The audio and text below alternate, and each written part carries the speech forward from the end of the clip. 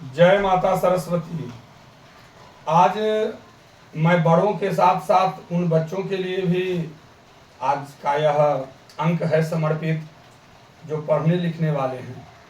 देखिए, सही मायने में ज्ञान क्या है और विद्या क्या है, तो इसमें 100 में 99% अर्थात 99% न तो मास्टर को पता होता है आज के ज़माने का, और ना ही विद्यार्थियों को। तो जब मास्टर को पता नहीं रहेगा, गुरु को पता नहीं रहेगा, तो विद्यार्थी को कैसे पता होगा। बंधुवर, यह बहुत गंभीर बात है और गंभीर विषय है, इस पर सोचना आवश्यक है। आज जो लोग केवल बाहरी चमक दमक में पढ़ कर करके अपना और अपने बच्चों का भविष्य खराब कर रहे हैं और करते हैं, उन लोगों के लिए हमारा यह चेतावनी है। इस बात को समझेंगे कि आप 1 रुपए का सामान खरीदने आप जाते हैं, वो मान लिया चलो नवरत्न तेल लिया, 1 रुपए वाली पाउच, आपने 1 रुपए का क्वाइन दिया, सिक्का दिया दुकानदार को, उससे आप 3 बार पूछते हैं तेल बढ़िया है ना, ठंडा करेगा ना, सर का दर्द दूर हो जाएगा ना, मैंने आप बार बार पूछ के तसल्ली करते हैं। तो आप गुरु बना रहे हैं, आपके बच्चे का भविष्य उसके हाथों में निर्भर करता है। तो क्या आप नहीं सोचेंगे कि हम अपने बाल बच्चों के उज्जवल भविष्य के लिए कैसे गुरु के शरण में, कैसे गुरु के संरक्षण में भेजें अपने बच्चों को। तो इस बारे में परखना है और परखने के बाद अपने बच्चों को उस जगह पर भेजना है, पढ़ाना लिखाना है। क्योंकि ज्ञान आदि काल से ही, अर्थात जब से सृष्टि की शुरुआत हुई तब से ज्ञान जो है सर्वोपरि रहा।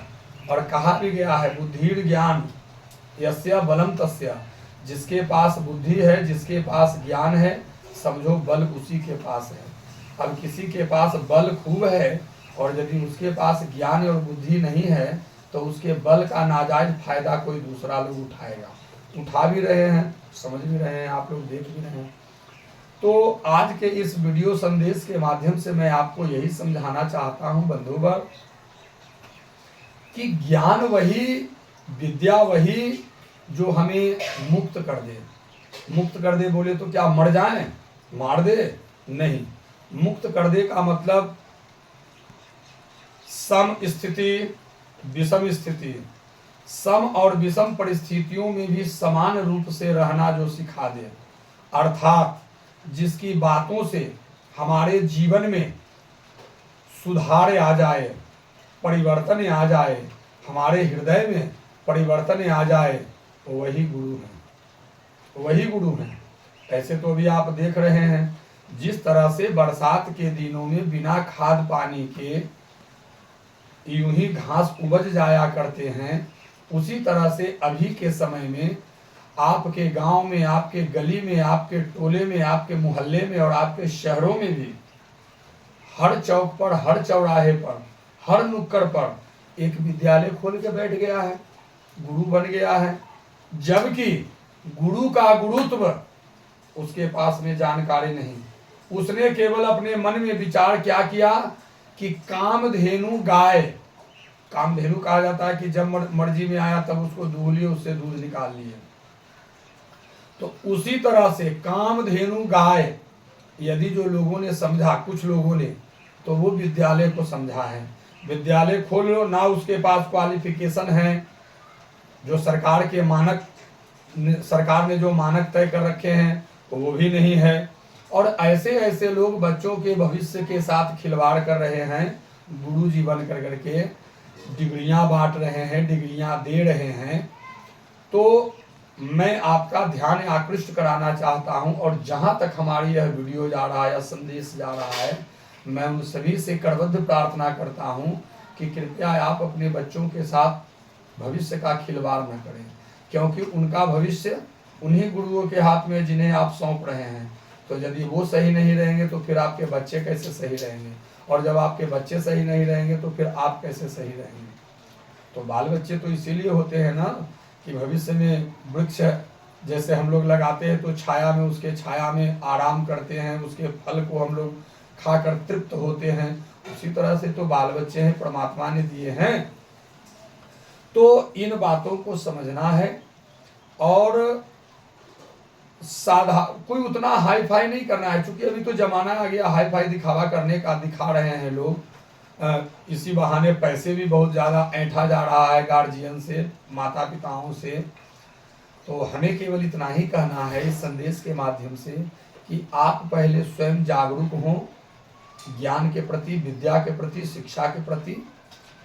और जब आप जागरूक हों तभी आप अपने बाल बच्चे को, अपने पुत्र पुत्रियों को विद्यालय में दाखिला कराएं, और वैसे जगह पर कराएं ज़्यादा तर्क भड़क नहीं। क्योंकि कहा यह गया है कि सुखार्थिनो कुतो विद्या, अर्थात जिस विद्यार्थी ने सुख की प्राप्ति कर ली, अर्थात जो सुख में रह गया, उसके पास विद्या नहीं आने वाली। क्यों? अभी देख रहे हैं एसी देंगे आपके बच्चे को, एसी वाले रूम में बैठाएंगे, तो कूलर लगाएंगे, तो ये करेंगे, तो वो करेंगे, तो गाड़ी से आएगा, तो गाड़ी से जाएगा। क्या है? ये बच्चों को बनाया नहीं जा रहा, बल्कि बच्चों को कागज का फूल बनाया जा रहा है कि 2 बूंद पानी टपके नहीं कि वह गल गया। जबकि विद्यालय, गुरुकुल, ये सब क्या था मालूम है? बच्चों को भविष्य के लिए तैयार किया जाता था कि अगर उसको जरूरत पड़ी भविष्य में, तो वह 4 घंटे की जगह 8 घंटे धूपा में खड़ा रह सकता है, वह जरा सा भी विचलित नहीं होगा। बरसात के दिनों में बारिश को सहन कर सकता है, वह तनिक भी उसके तबीयत खराब नहीं होंगे और विचलित नहीं होगा। लेकिन आज बच्चे को एसी में और हीटर की हवा दे करके, ब्लोअर की हवा दे करके बच्चे को तो कमजोर बनाए जा रहे हैं। हमारी जो गुरुकुल परंपरा जो थी, इस गुरुकुल परंपरा के बारे में बताया गया है बंधुवर, थोड़ा सा इस बात को आप जान लें कि एक सोची समझी राजनीति के तहत हमारी पूरी शिक्षा व्यवस्था को बर्बाद कर दिया। इसमें सबसे पहला नाम आता है, एक लॉर्ड मेकाले था कोई, उसी की शिक्षा पद्धति चल रही है। अब इधर पिछले कुछ दिनों से, कुछ महीनों से कहा जाए या कुछ वर्षों से कहा जाए, भारतीय शिक्षा पद्धति का उदय हुआ है। इसमें फिर से वही गुरुकुल वाली परंपरा को लागू किया गया है। सेंट्रल सरकार की तरफ से आदेश दिया गया है, और राज्य सरकार के अपने मर्जी के ऊपर भी दिया गया है कि आप, राज्य सरकार चाहे तो अपने अपने विद्यालयों में, केंद्रीय विद्यालय जो है उसमें, या सरकारी विद्यालय जो उसमें लागू किया जाए। क्या? पहला से लेकर 5वां तक के बच्चों को ज़्यादा बस्ते का बोझ नहीं और कोई होमवर्क नहीं।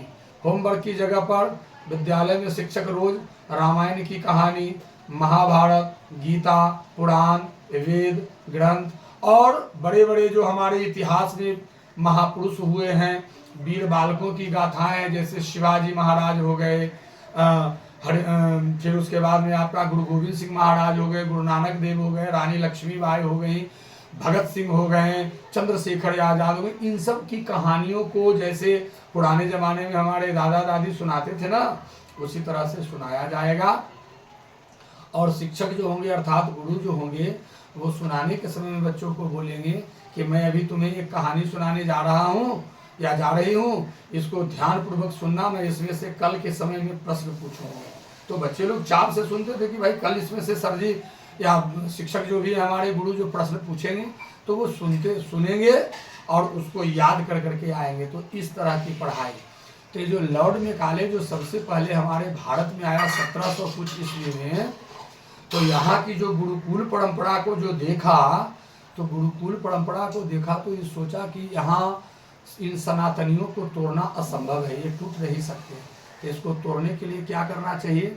तो सबसे पहले इसको रीढ़ जो है, यानी हमारी रीढ़ क्या है? ज्ञान, शिक्षा, तो इसके रीढ़ को कमजोर किया जाए। तो उन्होंने अंग्रेजी पद्धति को लागू किया, और आज वही अंग्रेजी पद्धति पर अभी तक के पढ़ाई चल रहा है, जिसमें क्या कहते हैं, आ से अनार पढ़ाते हैं। जबकि हमारा सनातन क्या कहता है? आ से अज्ञानी, अर्थात हम अज्ञानी बन के आए हैं गुरु के पास, और ज्ञ से ज्ञानी बन के यहाँ से जाएंगे। ऐसी थी हमारी पद्धति। और यहाँ है कि अ से अनार, अनार से शुरू करता है और जेड पर जेबड़ा, यानी एक जानवर बना के छोड़ देता है। अब सोचिए कैसी पढ़ाई चाहिए आपको। तो बंधुवर, इन बातों को समझना है, और समझ कर करके आप आगे की ओर बढ़े। और शिक्षा क्या है, शिक्षा के सही पद्धति क्या है, इन पद्धतियों के बारे में मैं समय समय पर बताता रहता हूँ। और आप इन बातों को समझेंगे, मनन करेंगे, चिंतन करेंगे और अपने जीवन में आगे बढ़ेंगे। ठीक है, फिर मिलते हैं एक अगले अंक में। तब तक के लिए नमस्कार। जय सिया राम, श्री राधे श्याम, जय माता दी।